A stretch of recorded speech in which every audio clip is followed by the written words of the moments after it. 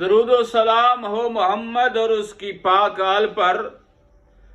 ایام فاطمیہ ہیں اور میرا جی چاہتا ہے جناب فاطمہ تو زہرا کی فضیلت کا ایک جملہ آپ کی گوش گزار فرماؤں۔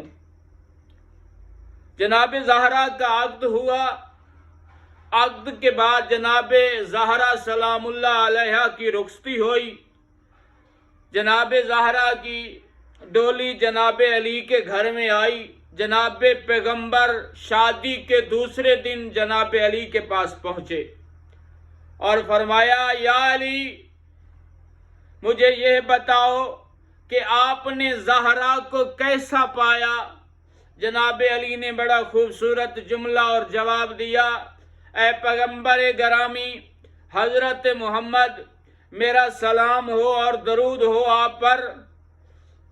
میرے آقا، میں نے جناب زہرا کو راہ خدا میں عبادت گزار پایا ہے۔